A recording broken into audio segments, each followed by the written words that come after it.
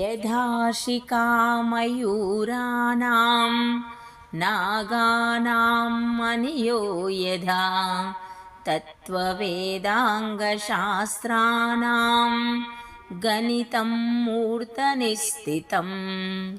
యథాశిఖామయూరాణాం నాగానాం మనియో యథా తత్వవేదాంగశాస్త్రాణాం గణితం మూర్తనిస్థితం. నెమళ్లకు శిఖల వలె, సర్పాలకు మనుల వలె వేదాంగ శాస్త్రాలకు గణితం శిరస్సు వంటిది, అంటే అగ్రభాగాన ఉంటుంది.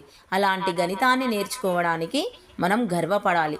గణితం అంటే భయపడకూడదు. గణితం రావాలంటే తెలుగు మీడియం వాళ్ళకి తెలుగు రావాలి. అలాగే చతుర్విధ ప్రక్రియలు, కూడిక, తీసివేత, గుణకారం, భాగారం, ఇంకా గణితానికి సంబంధించిన బేసిక్స్ అన్నీ వస్తే గణితం చాలా సులభంగా అనిపిస్తుంది. కాబట్టి గణితం రావాలంటే ఫస్ట్ మనకి ఏం రాదో అది ఖచ్చితంగా నేర్చుకోండి.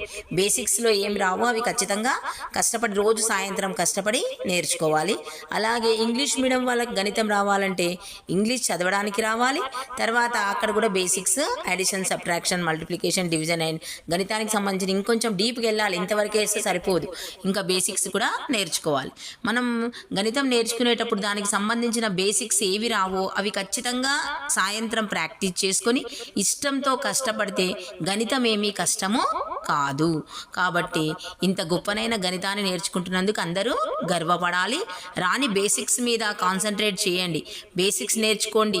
భాష తెలుగు అట్లాగే ఇంగ్లీష్ చదవడానికి నేర్చుకోండి. తర్వాత చదివింది అర్థమైతే గణితం చాలా సులభం.